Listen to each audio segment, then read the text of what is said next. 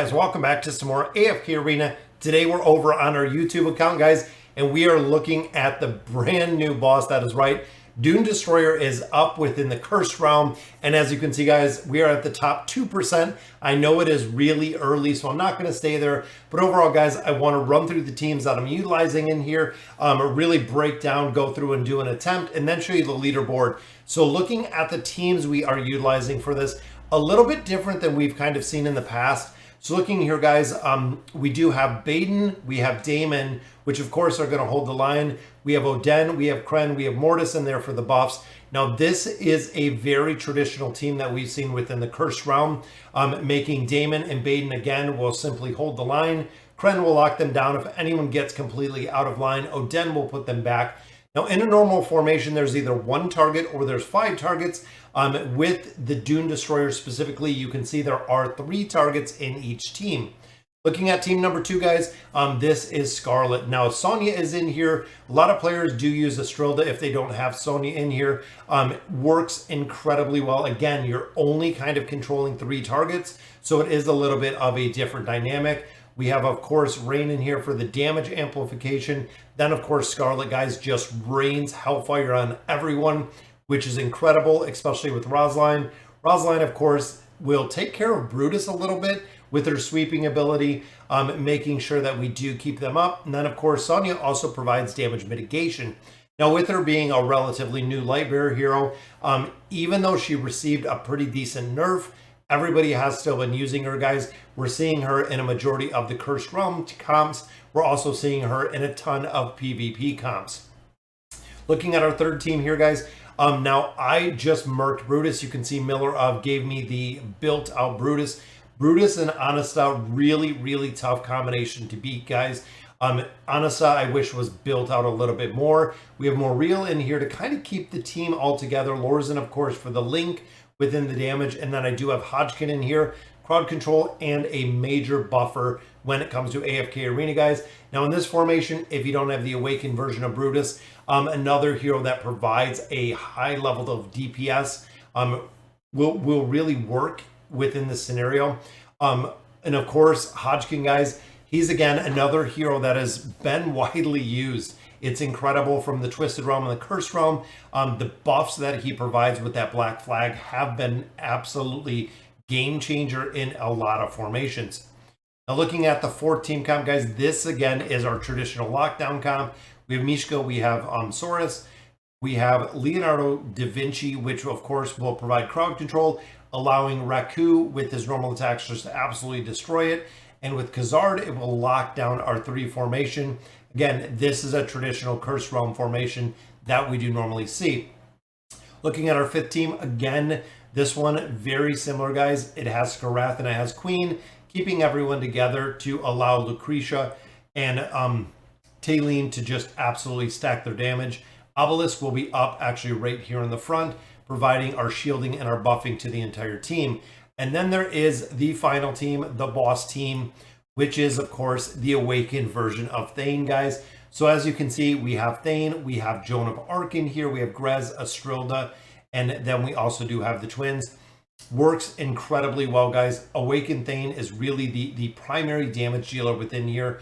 And of course, Grez with his minions. Joan of Arc provides a big boost, which is the reason I've said from the beginning, guys, she will find her place within formations. We've seen her run in campaign. We've seen her in PvP. Now we've seen her in multiple Cursed Realm comps.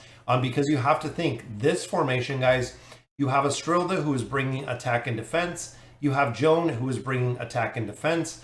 You have the twins that are linking these 2 together, but also bringing a super cycle with the haste factor in there. Then, of course, Grez is just going to be throwing up minions everywhere. And he does also have the shielding effect, allowing Thane to maximize his damage in there. We're going to go ahead.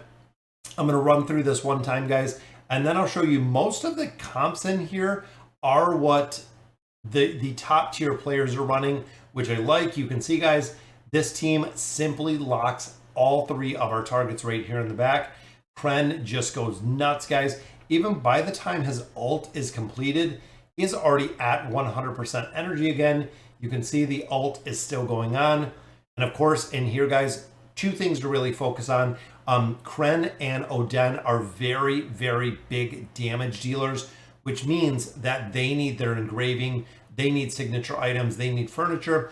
The higher that you build out your damage dealing heroes, the more damage overall you're going to produce, which of course, this is what it is ultimately scored on. You can also see in this formation, guys, Mortis continues to buff the minions that Baden puts up. Mortis does the same with Grez. When everybody has his greed buff, he will continue to just buff everybody in the back line, which is a very cool aspect because you get some really strong minions. But you can see, guys, we're almost pushing 3 billion damage there. If Oden and Kren were built a little bit more, it would be a lot easier to get with. Now here, guys, of course, Sonya, you can see we have the flowers up on a bunch of different targets. That is really allowing the mitigation factor right down here on Scarlet. You can see the roses pop up right there again. Rain, unfortunately, goes down pretty early, but even looking at the time factor again, 2.2 billion damage already, guys.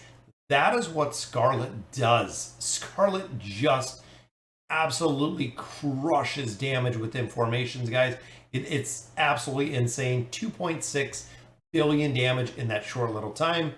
Anasta, of course, I need furniture on her. I absolutely need to build out this hero quite a bit more. But again, Moria will keep them together. Brutus will keep them together. Anasta does a lot of damage, guys, and does a lot of damage really fast. If you can murk Brutus, it really does make a big, big difference. You can see it here, guys. 2.5 already. Dying out pretty quick. Brutus is tough to deal with, guys. 2.6 billion damage on this one. Now, of course, this one, guys, is all about the crowd control, like we talked about a little bit. So we have that big duration increase, of course, for Leonardo. I feel like this one, we really need to buff up this team, guys. I really need a stronger team in here. I'm getting them built out a little bit because they did die out pretty quick. And then this one, again, Queen keeping everyone together, allowing Lucretia to kind of stack all of the heroes together and then maximize the damage. You can see, similar to the Kren Oden combination we had, Queen needs her engraving. Guys, the tenacity, that's why you see all of these resisted, because when you start getting this enrage timer much, much higher, the crowd control will start failing, which means the team will actually just kind of come unhinged and will just start dying. They'll literally start dying because the crowd control factor is not working anymore, which is the case we just seen with Leonardo Da Vinci's team a minute ago. And then, of course, guys, Thane, you can see Joan pushes the standard right to the back. I feel like this team, I definitely need to be built up a little bit more. Just got Joan to that plus 30 engraving. And then, of course, guys, Grez went down pretty early, but look at Thane. Guys, we're already at 2 billion damage here. Incredible as both of these buffers. Astrilda could be stronger. Joan of Arc could be stronger. Even Thane, we could add some more stars on, making him a little bit stronger. But over 2 billion, guys, pushing 14 billion right there. Still at that 2%. We have 8 more attempts. Definitely building out heroes a little bit more. But looking at our leaderboard, guys, even looking at the top teams, so you can see all of these formations. Even here, we have the top tier formations. I just need to build out these heroes, guys. Look at that. 2.24 billion from Anasta. That is right, guys. She is just crushing damage, as we've seen her in most formations. Again, she is a hero that has to be built. We've seen her in a lot of the Cursed Realm formations. She crushes damage, even compared to the Awakened version of Brutus, guys. Almost doing 1 billion more than what he is putting out. And here, guys, it's all about Raku. Again, this team, I feel like my team needs to be incredibly stronger. Even Saurus, I know I don't have Saurus engraved. I don't have Saurus. I don't have Saurus. I don't think I have his furniture either. So again, dealing with the healing aspect, guys, this is what keeps this entire team alive. Most of these are pretty much the meta comp, but you have to have Saurus live. Looking at Team 5, guys, look at that. Almost 3 billion damage there from Taylene. Incredible amount of damage right there. And I think this is a little bit of a variation from the one that we did within there. So might work a little bit better. running Orthos in there, and again, just really relying on Tailene doing the damage. Now, one thing to remember, guys, with this specific team is if Tailene is not your strongest hero, you will actually have, and I have this case as well, I will have Helos. That moves when Orthos ults, which means that Tailene does absolutely nothing during that time, guys, to really maximize the damage in here. And then, of course, the final team is just hidden because it is the boss comp. But overall, guys, 2.8. Again, I know it is incredibly early. Look at the possible rewards here. Even if we're in the top 10, top 15, I am perfectly okay with it. But anytime that we can get Time Emblem, Stargazer cards, engraving mats, I am all in for it.